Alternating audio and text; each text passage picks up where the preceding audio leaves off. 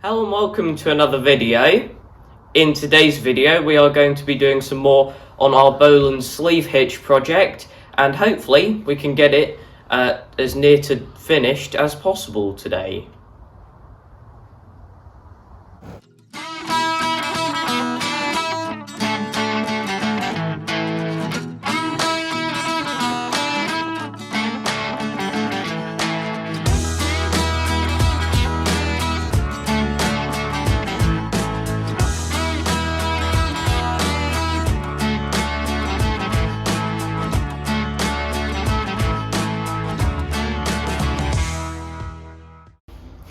After a short break, we are back in the workshop. That break partly from schoolwork, partly from being on holiday for a bit. I'd just like to acknowledge the fact that we have been challenged to do a video about our 5 favourite tractor add-ons, and we're not ignoring that challenge. Being on holiday, we've missed watching some people's videos, so we haven't actually seen the challenge until we got back. So that isn't this video, it'll be an upcoming video. In this video we are focusing on trying to get this sleeve hitch finished. In the last video on this project, we began making up this lift lever, which is the bit that bridges the main body of the sleeve hitch to the attachment lift lever on the tractors. And we cut it to rough shape, put the bend in it, and then cut out a square piece of metal for the tab here on the end. But as you can see, it's no longer just a square tab that's been nailed on there. We have shaped it nicely to what we think it should be. Now, we did this off camera before this video, but we got some footage of it, so here are those clips.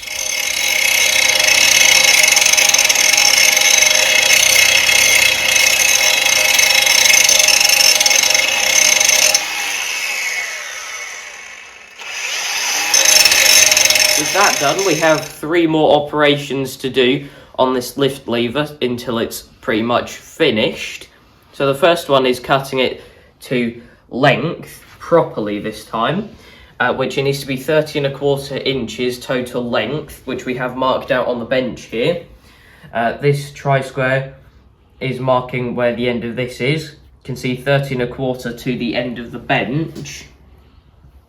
So with the tape measure starting at the end of the bench, we can then use that as our marking point.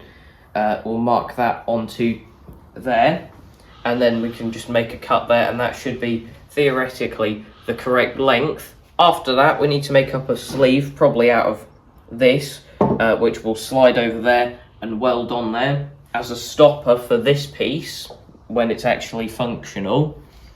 Then we need to drill some holes for our clips, which will again be used as a stopper for that when the sleeve hitch is functional. But of course, first thing we need to do is mark this rod and cut it. As if by magic, that is now cut to length, and as some of you may recall, we're having problems with our bandsaw and getting it accurate, so it is as if by magic because we had to do it by hand, but we've checked that it's square and that should be fine now. Next thing to do is look at drilling the holes. If we compare it to this older model that we have on our other sleeve hitch, it only has 3 holes there, and this stopper part is quite small, whereas on our one that we're replicating, that stopper part is going to be 3 inches long of this, and the rod itself is thicker on our new one that we're making up, and it will have 5 holes along here, not 3. So the next job is to put this in the mill this way up, drill 5 holes using the dimensions that we got for this whole project, and then hopefully we can use our digital readout system on the Cincinnati mill to accurately space all of those holes. We have the bar set up on the mill now, and in terms of where we have stuff set up, we have set the 0 on the y-axis to be exactly in the middle of the bar, and then the 0 on the x-axis is on this end of the bar, so that when we're doing each hole we can use the DRO on the x-axis to go along to each point, as shown in our drawing that we've got here. So that will help with the references that we've got, and the y-axis is just making sure that it stays in the middle, as that is where 0 is. Something else that we've done is we've got this tri-square again, which is 90 degrees, and to make sure that we got this exactly 90 degrees mounted in here, we used our bracket part on the end, which should be flat, and that's at 90 degrees, so therefore the whole bar in theory should be 90 degrees. Now, something we've noticed about our drawing, this part here, which the bar goes into when you're actually using it, this is 2.5 inches long at this part, and the furthest in hole is 3 inches in. Now, the overall space between the end of the bar and this buffer part is 5.5 inches, which is just enough space when you have a pin in that 3 inches in hole for this to be in there, which we don't have on the other sleeve hitch, but that hole is conveniently placed so that when you have the pin in that hole, not any of the other ones, you then get upwards and downwards pressure on the sleeve hitch because this is held exactly in place. Whereas if it's in any of the other holes or on our other sleeve hitch, this has space to move about between the pin, which will be in one of the holes, and this buffer part. So that's quite a nice feature. Anyway, we've got the measurements written out a bit nicer on that sheet because they're a bit blurry on our other one. All of these are measurements from the end, so our 0 point is going to come in very handy. We already have this at the first point, as you can see, 1/4, 0.25. So we are ready to drill.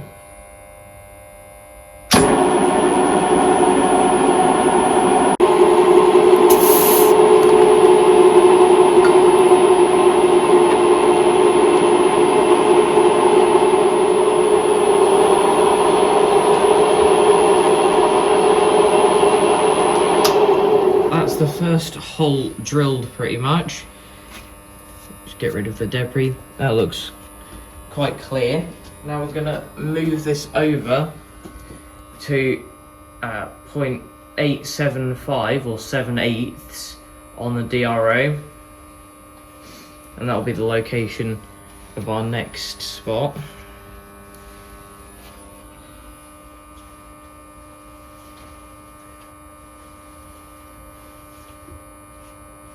Oh, I've gone too far.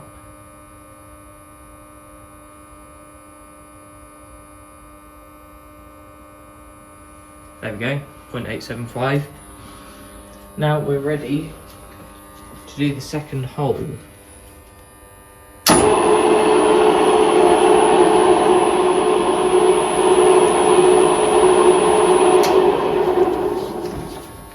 That's the second one done again.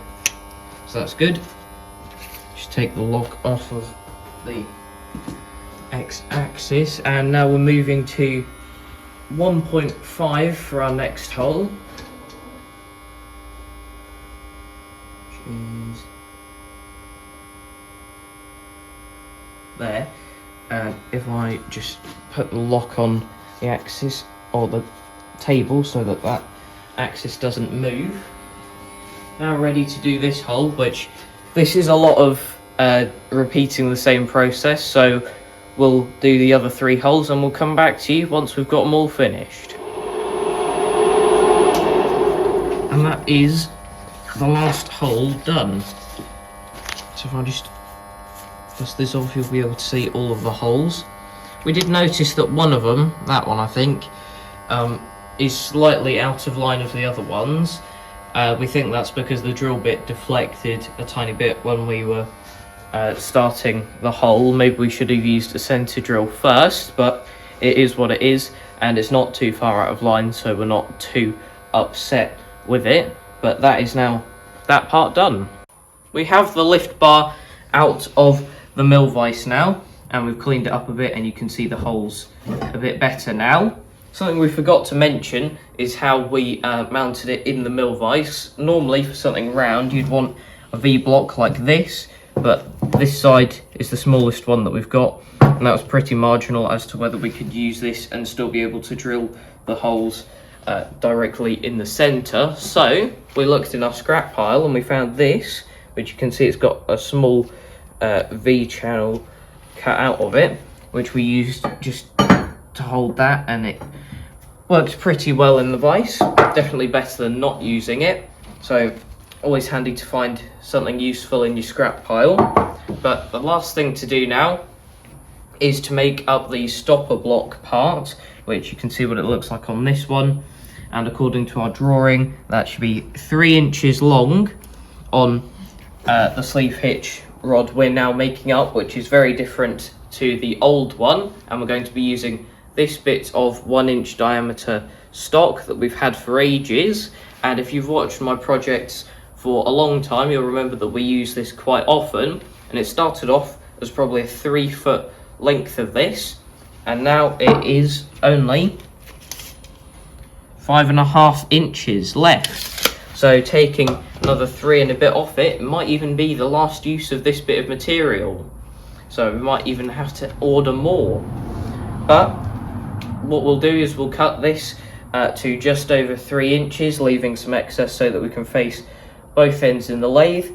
Then we'll face the outer surface, and then we will need to bore the hole through the centre.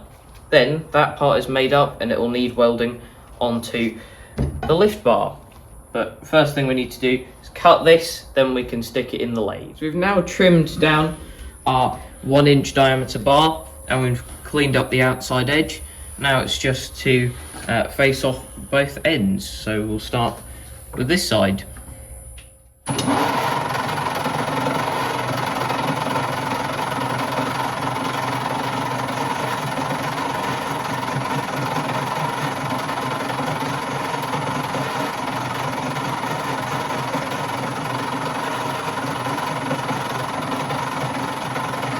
We have both ends faced off now, and we've gone through that a tiny bit with the centre drill, and we're just going to go up through the drill sizes until we get to the 5/8 hole that we're looking for all the way through. So I think we've got 6mm drill bit in there at the moment, and we'll just go through this, and then, as we said, keep going up the sizes and probably reduce the lathe speed as we go up to the larger bits. Anyway, let's do this hole.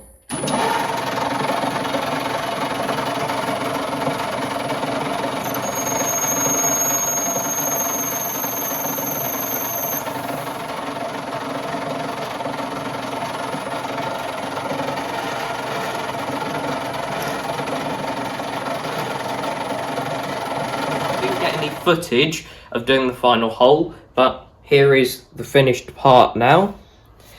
And we have spent ages cleaning up the bar here so that it's actually circular, because although it's meant to be, it really wasn't, which was making it very difficult for this part to slip over. But as you can see now, it is a good interference fit. Now on our plans it says that this should be 5.5 inches away from the end. However, while the bar, we're confident in the measurements that they are correct, this piece we've just made up, we're confident that that's correct. The piece that we got with our sleeve hitch isn't quite 2.5 inches long like it should be. So instead of going exactly to the plans, we're going to go with the things that we have. And what we're going to do is going to put that sleeve on, put the R-clip in, like so, and then we're going to butt these pieces up to it. If I can get this unstuck from the high spot that it's on, there we go. I'm going to butt these things up to it like that, and weld this part exactly in this position, so that when we're using the sleeve hitch, we can use the furthest in hole for upwards and downwards pressure, like we explained earlier in the video.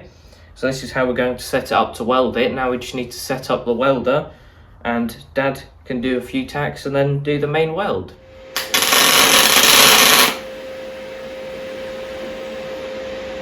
We've just done a single tack, and we're going to remove the other stuff, the bracket and the R-clip, so that we can properly weld it.